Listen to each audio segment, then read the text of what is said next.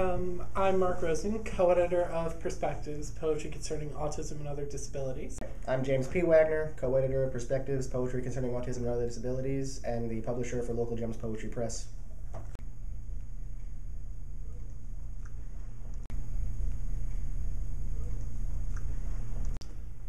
Well, James and I, several months ago, were talking about what the current issues in the autism and autistic communities are, and especially how there isn't much out there by the everyday person, and most of what is out there is a lot of negativity, martyrdom, and generally pity advertising.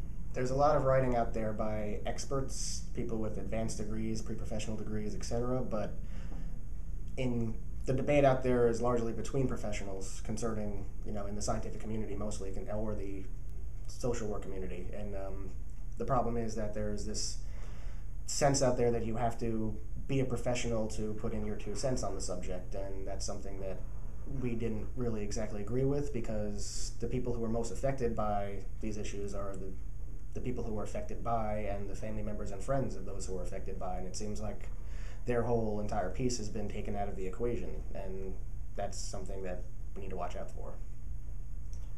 As a result, we made this anthology keeping that in mind, in the hopes that we would be able to show the humanity of disability.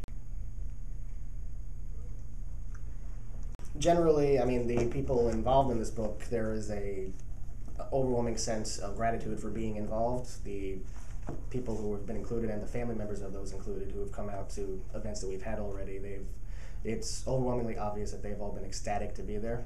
And it seems like everywhere we go with this, another opportunity rears its head up for it, because everybody seems to want to get in on this or have it there, or they want to know more about it. And a whole lot of people have been asking, is there going to be another one? Is there going to be another one? Because they really want to get in on this a second time around. So for a small press book, it's been doing pretty well, and there's been a lot of talk about it. In fact, I think if you Google the title, at least the first page and half of the second page is filled up with articles about this book. So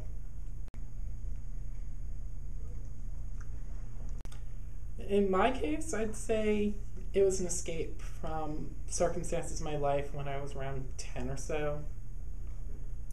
I used to hate writing, and I don't even remember why I got started, but I just did.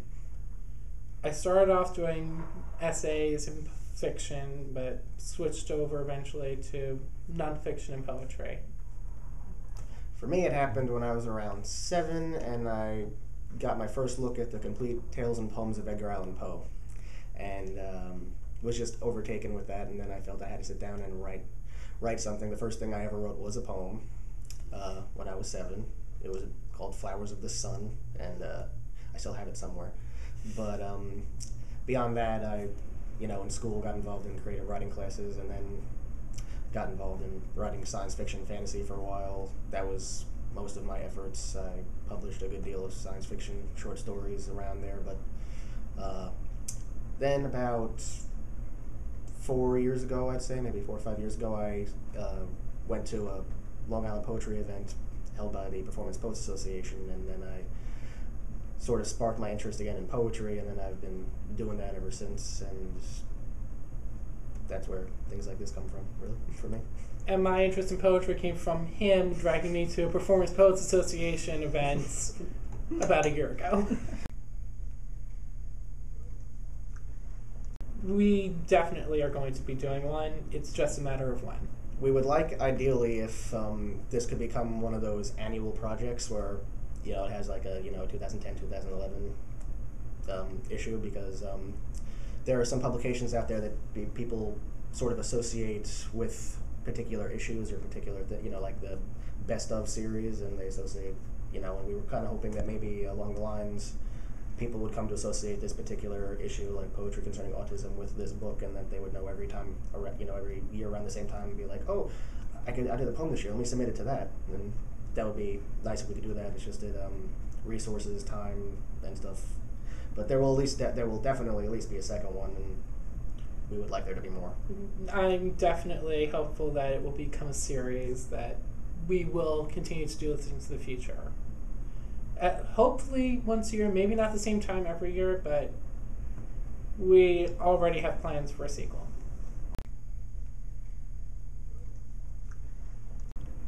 It's, well, for one, it is in many ways an artifact of autistic culture. I've been speaking to many leaders in the autistic community, both before and since this anthology got started. They've been looking forward to this for months before it came out. And now that it has, they're doing everything in their power to help us. And for the people involved, the people who've been involved in this specifically, and people who know the people involved, a lot of them, they view this almost as like something that came out of the clear blue sky that they were like hoping for a while, because a lot of them have wanted to express their feelings on these topics for a long time and didn't really have any way to do it, because, there's some magazines, maybe there's letters to the editor that don't always get through, there's a whole lot of people back and forthing, but this was the first time that they felt they had a place to actually give what they were feeling. And personally, I think that this is, so far, from what I've read from other people saying, that this is actually, there's sparked a lot of debate and a lot of topic. And one thing that I actually was really happy about was I read on a forum that somebody had actually heard me recite one of my poems from this on the radio, and that actually made her reevaluate the way that she was handling her own autistic child. And that to me was really important to me, because one of the reasons that I went through this whole thing and had this idea was because I had a friend who was on the spectrum, one of my old best friends actually, who I'd known since 8th grade, who I saw how his family didn't necessarily handle his situation the best way, and they started treating him more and more like a kid. As he got older, the more and more dependent he became, and there was a lot of regression, and I didn't really like seeing that. And there's a lot of that out there where the people don't treat people who might be affected by things like autism or other disabilities as if they are fully capable people. And we were hoping to, above all else, teach people to presume competence.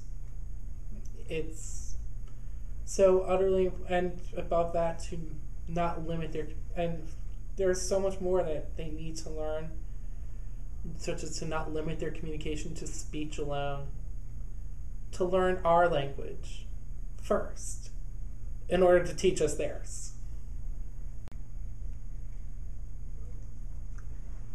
Honestly, James here hasn't had that time, but I've been coming here since I was 7.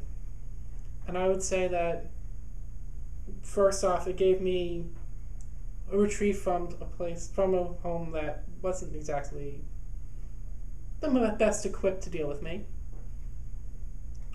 And beyond that, well, some of the staff here have just been wonderful. I cannot honestly think of many other examples of the person-centered model that have been doing things right for so long.